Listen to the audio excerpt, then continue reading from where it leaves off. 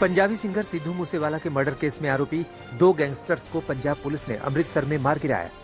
Bharat Pakistan border से 10 kilometre दूर भखना गांव में करीब 5 घंटे एनकाउंटर चला। मरने वाले गैंगस्टर्स के नाम जगरूप सिंह रूपा और मनप्रीत मन्नू है। इस ऑपरेशन में 3 पुलिसकर्मी भी जख्मी हुए। गैंगस्टर्स के पास से एक AK-47 और एक पिस्टल भी बरामद की है।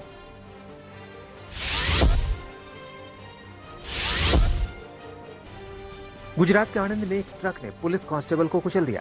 जख्मी कांस्टेबल की अस्पताल में इलाज के दौरान मौत हो गई। रात को चेकिंग के दौरान कांस्टेबल ने ट्रक को रोकने का सिग्नल दिया, लेकिन ट्रक ड्राइवर ने सीधा ट्रक चढ़ा दिया। ड्राइवर ट्रक छोड़कर मौके से भाग निकला।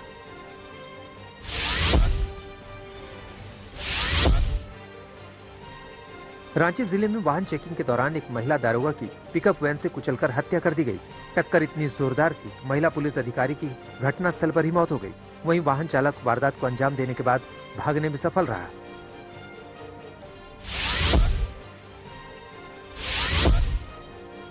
हरियाणा के नूंह जिले में अवैध पत्थर खनन की जांच कर रहे पुलिस उपाधीक्षक को डंपर से कुचलकर मार देने के मामले में ड्राइवर मित्तर को गिरफ्तार कर लिया गया है। ड्राइवर को राजस्थान के भरतपुर से गिरफ्तार किया गया है।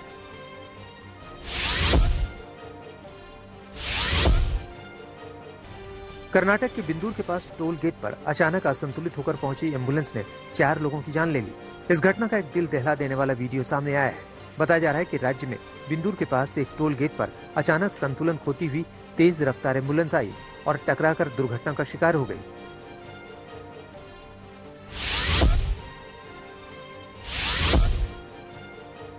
नेशनल टेस्टिंग एजेंसी ने जेईई मेन के दूसरे सेशन की परीक्षाएं टालने का फैसला किया है। ये परीक्षाएं 21 जुलाई से शुरू होने वाली थी, लेकिन अब 25 जुलाई से आयोजित की जाएंगी। जिन छात्रों ने सेशन 2 के लिए आवेदन किया था, वो इस नोटिस को एनटीए की ऑफिशियल वेबसाइट पर जाकर चेक कर सकते हैं।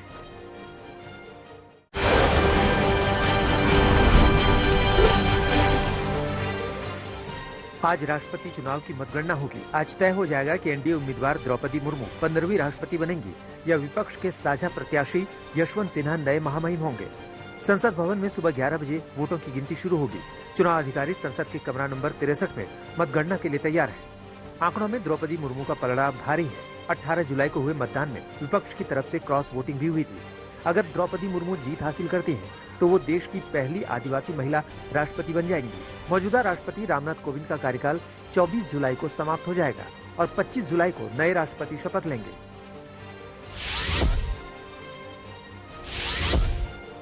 योगी सरकार में मंत्रियों की नाराजगी खुलकर सामने आने लगी है। यूपी सरकार के राज्य मंत्री दिनेश खटीक के इस्तीफे की खबरें सामने आई। इस्तीफे में खटीक ने अधिकारियों पर नजरअंदाज करने का आरोप लगाया। वहीं जातीय भेदभाव की बात भी गई। ये इस्तीफा अमित शाह को भी भेजा गया।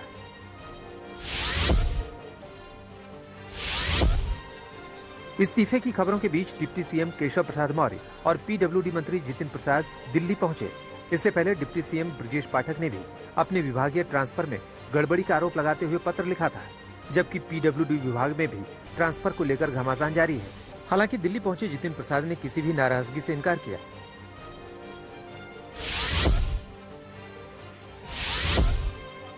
मॉनसून सत्र में संसद में हंगामा जारी है। विपक्ष महंगाई को लेकर लगातार सरकार पर हमलावर है। बुधवार को संसद की कार्यवाही शुरू होने के पहले कांग्रेस और बाकी विपक्षी दलों के नेता संसद में मौजूद गांधी प्रतिमा के सामने गैस सिलेंडर, दूध, दही और मखाना जैसी आम जरूरत की चीजें लेकर पहुंचे। सभी सांसद जरूरी चीजों पर जीएसटी लगाने और कुछ अन्य चीजों पर जीएसटी की दरें बढ़ाने का विरोध कर रहे थे। कुछ सांसद इन चीजों को लेकर सदन के भीतर चले गए।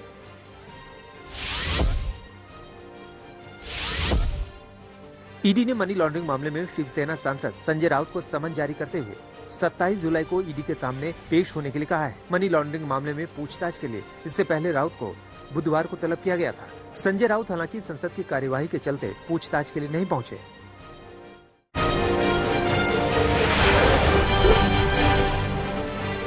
दिल्ली एनसीआर में बुधवार को मूसलाधार बारिश हुई, जिससे कुछ देर की बारिश ने ही एमसीडी के दावों की पोल खोल दी। पौष इलाकों में भी जल जमाव के बाद जाम ने लोगों की मुश्किल बढ़ाई। धौला कुआं में बारिश के बाद सड़क पर दरिया नजर आया। कई गाड़ियों के चक्के जाम हो गए। सैलाब के बीच एक बस बंद हो गई, जिसके बाद उसमें सवार स्टूडेंट्स ने बस में धक्का लगाया। सफदरजंग इलाके में भी लोग दिन में गाड़ियों की लाइट जलाकर चलने को मजबूर दिखे। तीन मूर्ति रोड और शांतिपथ में भी सैलाब के बीच गाड़ियां रेंगती दिखी।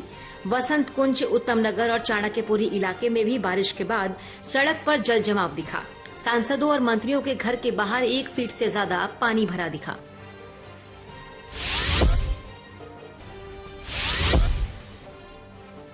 जम्मू कश्मीर के डोडा में आसमानी आफत के बाद तबाही दिखी। ठाठरी इलाके के कहारा गांव में बादल फटने के बाद आई बाढ़ में कई घरों और दुकानों को नुकसान पहुंचा। यहां गांव को जोड़ने वाला पुल भी बर्बाद हो गया। यहां 7 घर, 3 दुकानें, 2 पानी से चलने वाली आटा चक्की, 1 पुल और 1 निजी स्कूल की इमारत को नुकसान हुआ। पहाड़ों से आए मलबे में घरों के अलावा कई गाड़ियां भी दब गई।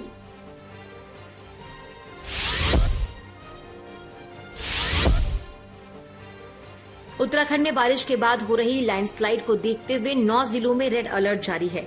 हेमकुंड साहिब यात्रा के मुख्य पड़ाव घांघरिया में बारिश के बाद लगातार भूस्खलन हो रहा है। पहाड़ दरक रहे हैं और 4 धाम यात्रियों की जान पर खतरा बना हुआ है। पहाड़ से पत्थरों के साथ कई पेड़ भी गिरते नजर आए। लैंडस्लाइड का वीडियो सैलानियों और स्थानीय लोगों ने अपने कैमरों में कैद कर लिए।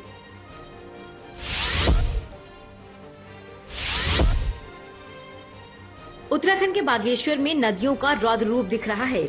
लगातार बारिश के बाद 25 गांवों का संपर्क जिला मुख्यालय से कट गया। कम से कम 8 सड़क लैंडस्लाइड के बाद बंद हैं।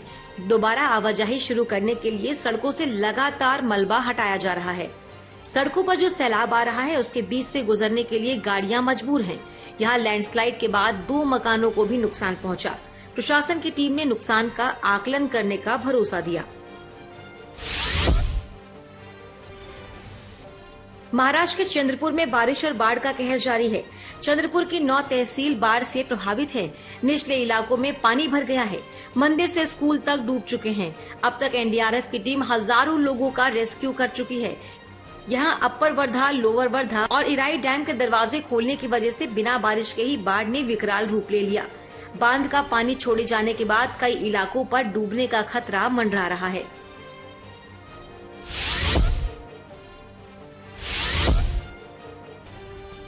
महाराष्ट्र के वर्धा में भी बाढ़ का कहर जारी है। महाराष्ट्र के उप मुख्यमंत्री देवेंद्र फडणवीस ने वर्धा के कई इलाकों का दौरा किया। लोगों ने उन्हें अपनी समस्याएं बताई और उनसे पुनर्वास की व्यवस्था करने की गुजारिश की। डिप्टी सीएम ने बाढ़ पीड़ितों को हर संभव मदद का भरोसा दिया।